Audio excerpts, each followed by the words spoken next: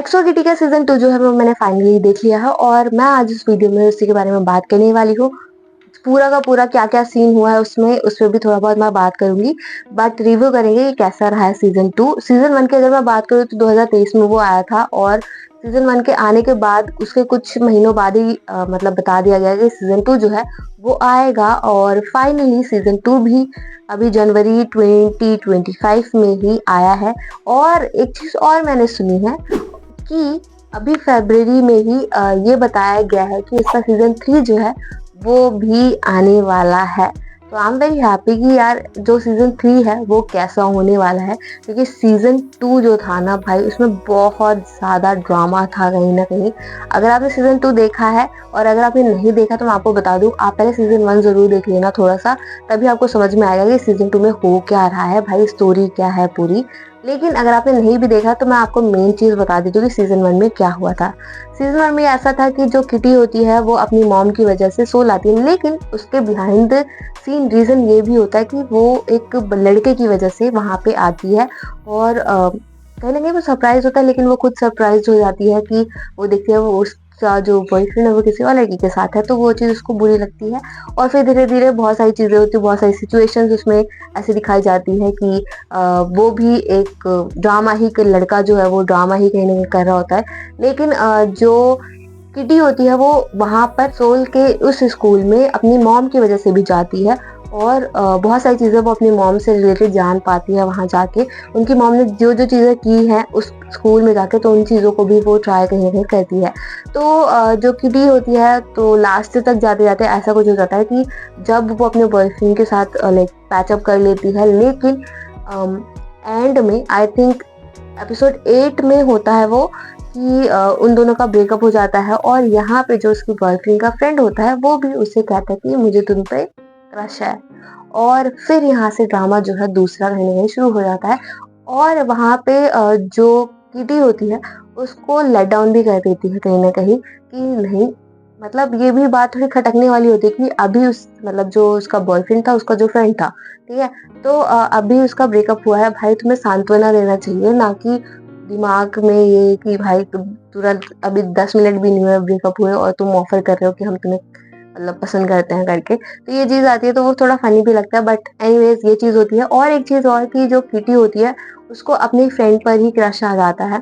तो एक चीज़ और मैं बोल दूँ, इसमें आपको बीएल भी देखने को मिलेगा, जीएल भी देखने को मिलेगा और जो नॉर्मल लव स्टोरी होती है वो भी देखने को मिलेगी कहीं न कहीं, ठीक है? तो जो किटी होती है फाइनली वो यूरी नाम की उसकी फ्रेंड होती है, तो उसके ऊपर उसका क्रश आ जाता है और वो काफ़ी टाइम तक रहता है और अब वो उस चीज़ से फिर बाहर आने की भी कोशिश कहीं न कहीं करती है। एक चीज़ और होता है कि किटी जो होती है उस स्कूल से उसे हटा दिया जाता है किसी कारणवश, लेकिन फिर जो यूरी होती है वो अपनी मॉम की हेल्प की वज़ह से किटी को वापस स्कूल में बुला लेती है और फिर यहाँ से न्यू सीज़न जो है वो स्टार्ट होता है और काफ़ी कमाल का वैसे था। और अगर आप बीएल, जीएल और इन सब चीज़ों से वाकिफ़ नहीं हैं, तो मे बी आपको थोड़ा-सा डिस्टर्बिंग भी लग सकता है, लेकिन नहीं भी लग सकता है क्योंकि स्टोरी है, इसको स्टोरी की तरह देखोगे तो अलग ही चीज़ रहेगी। बाकी है, ये चीज़ें भी है, मतलब ये चीज़ें मुझे अब जाके पता चली है, पहले इतना आइडिया नहीं था। बट हाँ, ये चीज़ें भी हैं। तो फिर एक्सो किटी कह रही हूँ, फिर जो किटी है वो स्कूल में दोबारा से एंटर करती है और फिर वो नया प्लान के साथ ही सिर्फ़ उसे अपनी मॉम से रिलेटेड चीज़ें पता करनी है और सिर्फ़ उसी पर फ़ोकस करना है करके। लेकिन फिर से किस्मत उसको उसी के फ्रेंड के साथ ही एक मतलब जैसे हम हॉस्टल में रहते हैं ना, तो रूम शेयर जो करना होता है वो अपनी फ्रेंड के साथ ही कहीं न कहीं करती है। तो वो चीज़ उसको काफ़ी बुरी भी लगती है और अच्छी भी लगती है और बहुत सारे इंटरेस्टिंग फैक्ट्स भी आपको इसमें देखने को मिलेंगे। वहीं फिर उसके बाद जो एक्सोकिटी है वो अपने फ्रेंड जो कि उसके बहुत क्लोज़ फ्रेंड है, उसका नाम मैं भूल गई हूँ, मैं उसकी फ़ोटो यहाँ पे लगा रही हूँ। तो ये जो है इन दोनों की काफ़ी अच्छी बॉन्डिंग होती है और काफ़ी अच्छी-अच्छी चीज़ें इसमें आपको देखने को मिलेंगी। इन दोनों से रिलेटेड कि भाई दोनों मिलकर सिचुएशन को कैसे हैंडल कर रहे हैं। और फिर उसके बाद जिस बंदे को किटी ने अ, मना किया था कि मैं तुम्हें पसंद नहीं करती, तो वो दोनों एक-दूसरे को अवॉइड कहीं न कहीं करने लग जाते हैं। लेकिन ये बात जो एक्सो एक्सो जो किटी का बॉयफ्रेंड होता है उसे वो चीज़ पसंद नहीं थी, मतलब एक्स बॉयफ्रेंड। तो ये भी होता है कि जो एक्स बॉयफ्रेंड है भाई वो अभी भी उसी से प्यार करता है, उसे ही पसंद करता है, लेकिन फिर भी क्या ही करे वो, अब उन दोनों का ब्रेकअप हो चुका है और दोनों के रास्ते अलग-अलग हो चुके हैं। बाकी अगर मैं एपिसोड वाइज़ अगर आपको बताऊँ तो बहुत लंबा वीडियो खिंच जाएगा। मैं मेन-मेन चीज़ें जो मुझे याद हैं अभी उसकी वो बता देती हूँ। एक्सो किटी मतलब किटी की वो मदद करता है अपनी फैमिली के बारे में जानने के लिए। फिर वो अपनी ग्रैंड मदर की बहन को मिलती है कैसे और वो चीज़ें दिखाई जाती है और बहुत स्वीट और बेस्ट स्टोरी लगी है मुझे। मतलब अगर आप उन चीज़ों को अवॉइड कर दोगे ना कि भाई क्या लव स्टोरीज़ दिखा रहे हैं कपल्स की, बट जो स्टोरी है मेन वो भी कहीं न कहीं अच्छी लगती है। फिर वो लोग एक ट्रिप पर भी जाती हैं, तो जहाँ पर यूरी और जो किटी होती है उन दोनों की किस हो जाती है उससे मतलब ट्रिप पे जाने से पहले। तो वो सिचुएशन भी कितनी बड़ी हो जाती है कहीं न कहीं, वो भी आपको इसमें देखने को मिलेगा।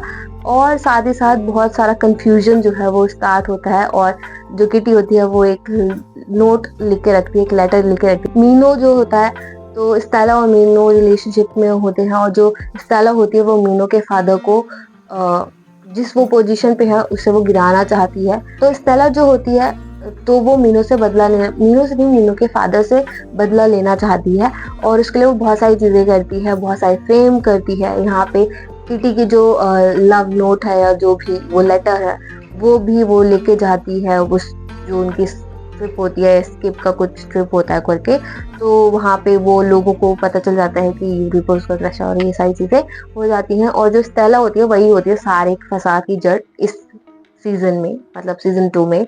और फिर फाइनली एट द एंड जो स्टेला होती है वो अपना असली रूप कहीं न कहीं दिखा देती है और जो मीनो होता है उसको फिर से किटी पर कहीं न कहीं क्रश होने लग जाता है और वो दोबारा से उसे पसंद करने लग जाता है और किटी भी कहीं न कहीं उसको भी पसंद करती है, लेकिन उस चीज़ को वो मानने के लिए तैयार ही नहीं थी और अभी भी वो यूरी से मतलब मूव ऑन करना चाहती है, लेकिन वो नहीं कर पा रही। तो सिचुएशन जो है बहुत ज़्यादा ऐसे मतलब उलझी हुई है जो कहानी है।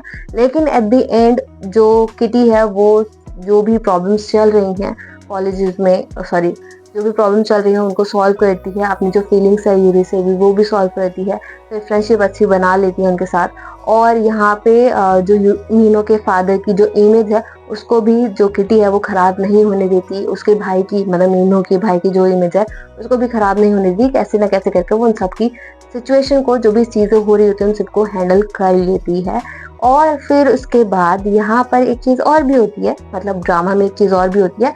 किटी की जो ग्रैंड मदर है और ग्रैंड मदर की जो बहन है, फाइनली किटी जो है उनसे वो मिलवाती है और वो सीन भी काफ़ी ऐसे थोड़ा-सा इमोशनल भी आपको करता है और उनकी स्टोरी भी काफ़ी अच्छी होगी जब आप देख रहे होगे इस ड्रामा को। एट द एंड जो किटी और मीनू है वो फिर कॉन्सर्ट या उनका कोई प्लान होता है तो वो वहाँ चले जाते हैं और यहाँ पे जाके ये जो ड्रामा है खत्म हो जाता है। तो बहुत सारी चीज़ें हैं इसमें, बहुत सारी ऐसी चीज़ें हैं जो मैं मिस आउट कर रही होंगी, बट मेनली यही चीज़ें होती हैं।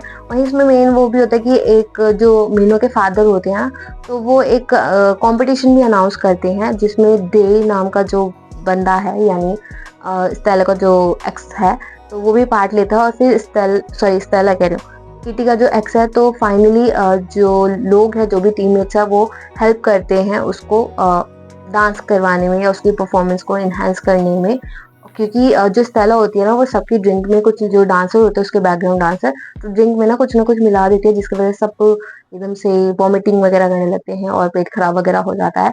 तो फिर किटी जो है और उसके जो टीममेट्स है तो फिर वो लोग तैयारी करते हैं और फिर वो लोग डांस करते हैं उनके बैकग्राउंड डांसर की तरह, डे के बैकग्राउंड डांसर की तरह।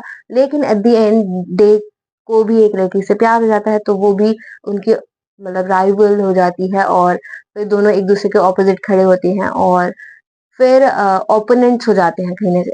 तो डे और जो उसकी गर्लफ्रेंड होती है फिर वो ओपोनेंट हो जाते हैं और फाइनली डे की जो गर्लफ्रेंड है वो जीतती है और जो डे है बेचारा नहीं जीत पाता। इस ड्रामा में जो मुझे सबसे अच्छी बात लगी थी वो ये था कि इसमें कोरियन सॉन्ग सुनने को मिल रहा था हर पॉइंट पे कहीं न कहीं। जैसे बीबी जो है उनका गाना चला था और एट द एंड में जॉन्गकुक, जेके का सॉन्ग, मतलब बीटीएस के जो मेंबर है जॉन्गकुक, तो उनका गाना बजा था मंडे ट्यूसडे वेडनेसडे थर्सडे, तो ये वाला गाना जो था वो वाला बजा था और उसी पर ही डे जो है वो परफॉर्म करता है। तो वो काफ़ी अच्छा था, स्वीट था और मस्त लग रहा था देखने में और मुझे बहुत मज़ा आया वैसे इस ड्रामा को देखते हुए। और अब मैं होप कर रही हूँ जो नेक्स्ट सीज़न हो वो किटी की लव स्टोरी पर ज़्यादा फोकस हो, होपफुली।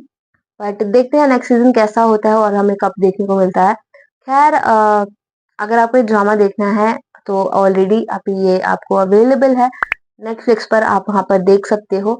और अगर कुछ और जानना है के-ड्रामा से रिलेटेड या के-पॉप से रिलेटेड कुछ भी, तो आप कमेंट कर सकते हो। अगर जो मुझे इन्फॉर्मेशन होगी मैं आपको ज़रूर बताऊँगी। बाकी तो यार गूगल वगैरह तो तुम खुद कर लेते हो, तो मुझसे ही क्या ही जानोगे? मुझसे ज़्यादा नॉलेज तो शायद तुम्हें होगी। एनीवेज़ इस वीडियो में बस इतना ही, हम मिलते हैं नेक्स्ट वीडियो में। Bye bye.